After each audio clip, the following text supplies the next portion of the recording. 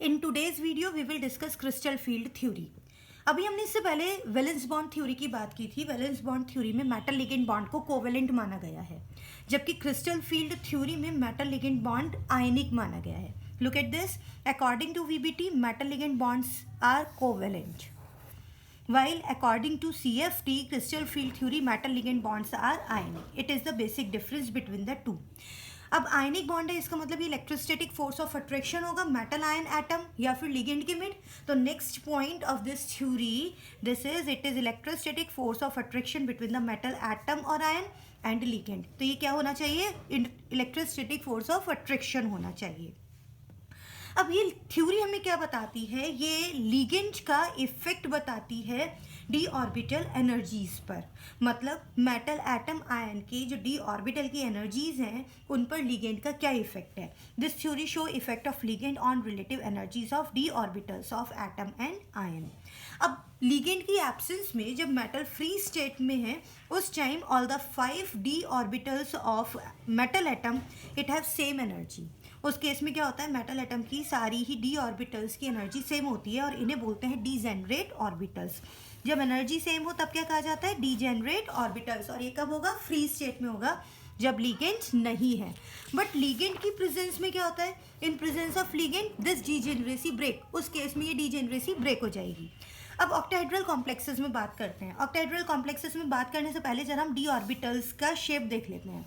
D orbitals are 5, जिसमें से एक है D X Y. In D X Y what will happen? Double dumbbell is between the X and Y axis. D Y Z, in dYz double dumbbell is between the y and z axis like this. Next is dxy, dxz.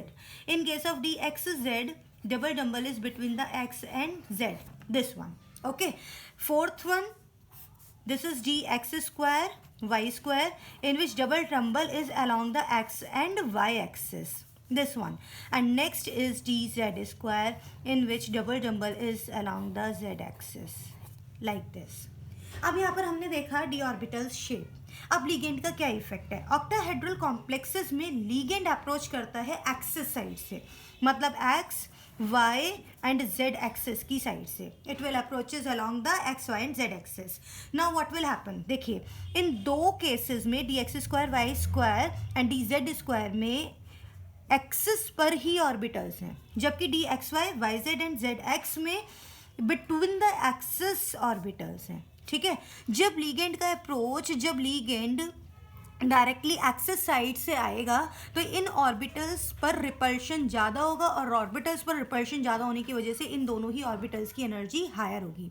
तो हम कह सकते हैं octahedral complexes में इन दोनों ही orbitals की एनर्जी हायर है और इन 3 ऑर्बिटल्स की एनर्जी लेसर है। It's mean we can say that these 5 orbitals get split into 2 sets of energy।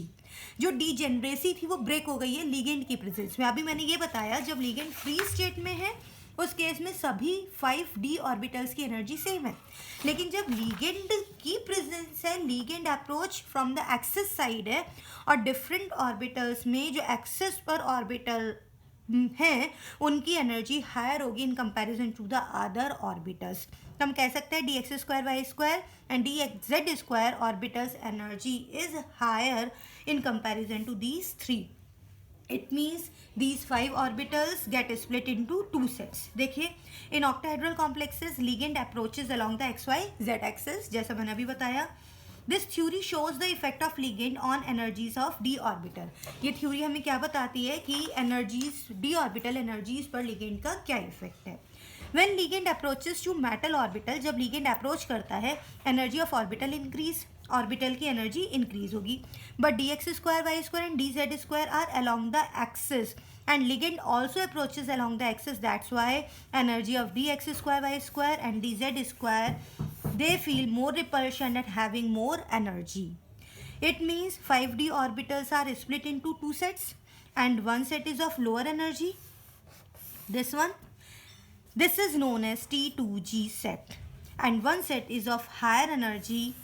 This is known as EG set. You have to remember these 5 orbitals get split into 2 sets One set is of lower energy having 3 orbitals dxy, dyz, dxz.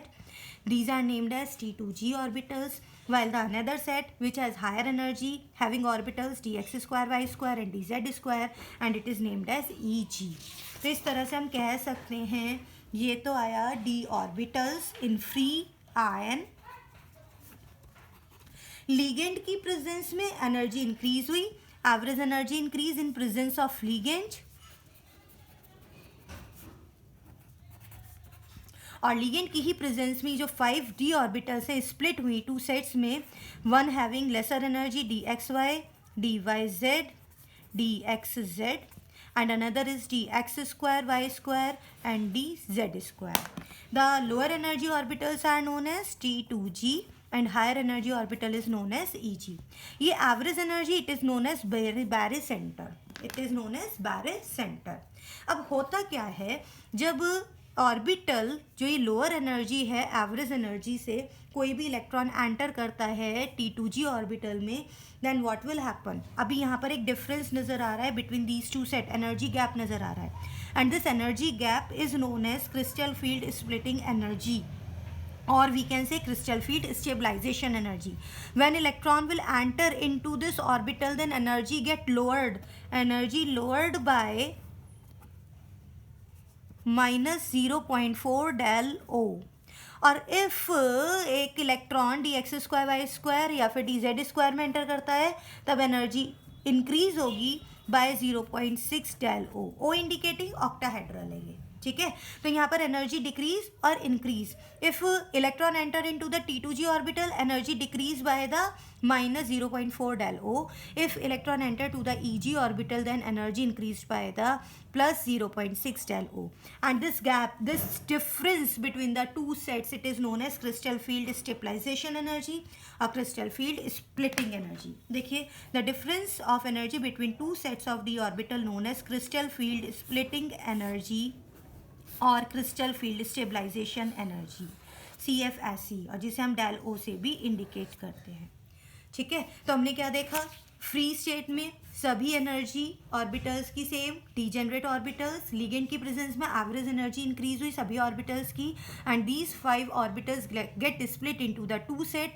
One set is of lower energy and one set is of higher energy. ये किस पर depend कर रहा है, ligand approach पर depend कर रहा है. In case of octahedral complexes ligand approaches along the axis, और जो एक्सिस पर ऑर्बिटल्स हैं वो फिर ज़्यादा रिपल्शन फील करती है और उनकी एनर्जी ज़्यादा होती है in comparison to the orbitals which lie between the axis, जैसा कि dxy, dyz और dxz में है, ठीक है. तो इस तरह से दो सेट्स बने और इन दो सेट्स के मिड जो एनर्जी गैप है it is known as crystal field stabilisation energy.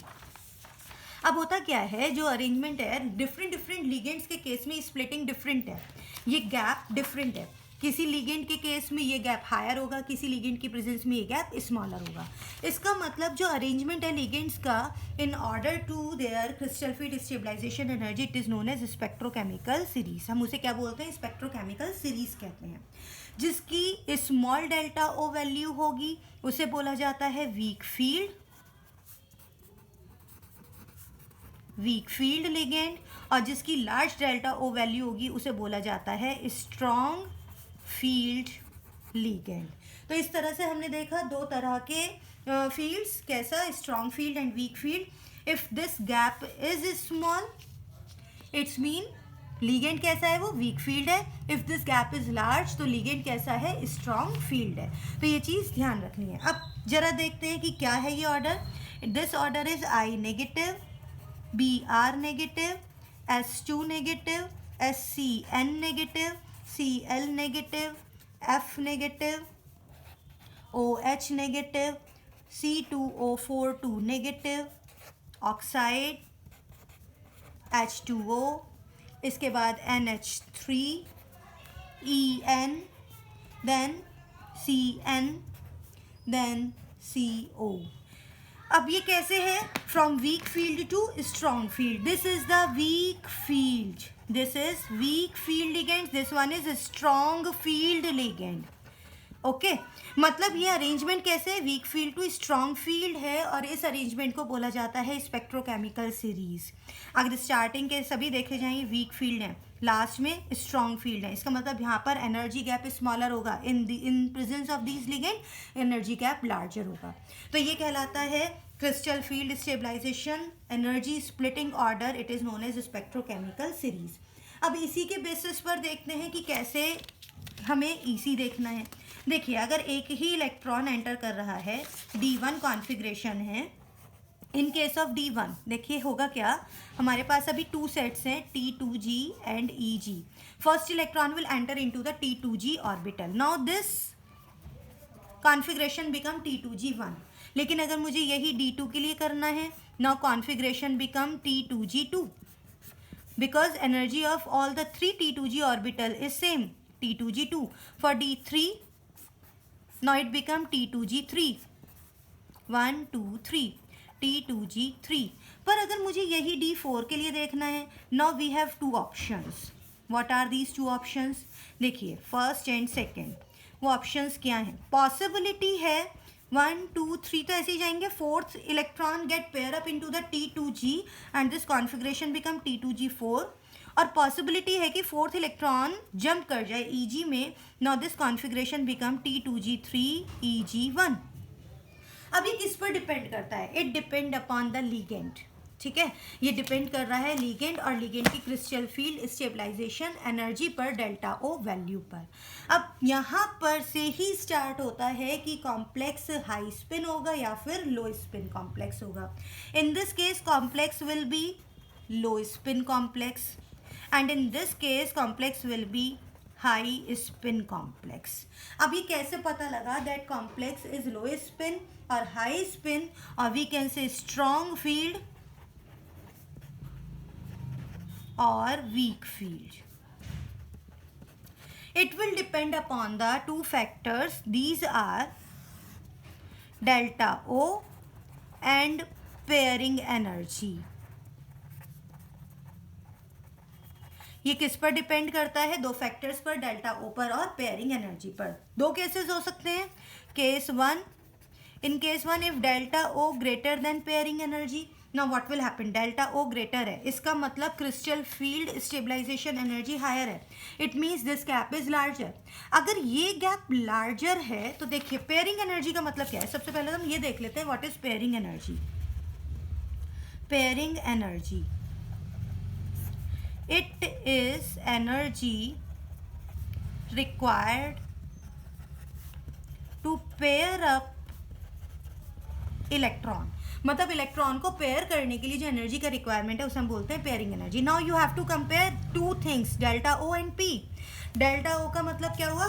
Splitting high है, means this gap is high, and pairing energy low का मीन्स क्या हुआ कि इलेक्ट्रॉन को पेयर अप करने के लिए लेसर एनर्जी की रिक्वायरमेंट है। तो उस केस में क्या होगा? देखिए अगर ये गैप हाई है तो और इलेक्ट्रॉन पेयर अप करने के लिए लेसर एनर्जी का रिक्वायरमेंट है तो इलेक्ट्रॉन T2g में ही पेयर अप हो जाएगा, then configuration will be T2g4। It means complex will be low spin and strong field. Strong field हुआ ना, ठीक है। दूसरा केस क्या हो सकता है? Case 2, delta O less than pairing energy. अब यहाँ पर देखिए क्या कंडीशन है? Delta O less, it's mean this splitting is lesser, means this gap is lesser. और पेयरिंग एनर्जी हाई का मतलब इलेक्ट्रॉन को पेयर करने के लिए हाई एनर्जी की रिक्वायरमेंट है। तो इलेक्ट्रॉन पेयर क्यों होगा T2g में? It will jump to the EG orbital, now configuration become T2g3 EG1। It mean complex will be high spin and weak field ligand. अब जब वीक लेसर है, ये crystal field splitting energy lesser है, तो वो कैसा होगा? वीक फील्ड होगा। तो यहाँ पर हम कह सकते हैं कि जो ये कॉन्फ़िगरेशन है T2g में ही एंटर होगा या EG में एंटर होगा for D4, D5, D6 and D7। इनके लिए जो कॉन्फ़िगरेशन है it will depend upon the 2 factors delta O and P। Delta O is the field, strong field है या फिर वीक फील्ड है, and P is the pairing energy. अगर delta ओ value higher है, इन this case electron will pair up and configuration will be T2g4 और T2g5 in case of D5, D6 T2g6 like this. But अगर यहीं पर delta ओ value laser है और pairing energy higher है तो उस केस में क्या हो जाएगा? कॉन्फ़िगरेशन में इलेक्ट्रॉन जंप कर जाएगा EG ऑर्बिटल में and configuration become T2g3 and EG1। तो ये था क्रिस्टल फील्ड थ्योरी। अगर यहाँ पर इलेक्ट्रॉन अनपेयर्ड हैं अनपेयर्ड इलेक्ट्रॉन का मतलब वो कॉम्प्लेक्स कलर्ड होगा और पैरामैग्नेटिक नेचर का होगा। और अगर सारे ही ऑर्बिटल्स में इलेक्ट्रॉन पेयर्ड हैं तो वो कॉम्प्लेक्स डायामैग्नेटिक होगा और साथ ही साथ कलरलेस होगा। तो आज हमने बात की क्रिस्टल फील्ड थ्योरी की। आगे बात करते हैं कि हम नेमिंग कैसे करते हैं कंपाउंड्स की।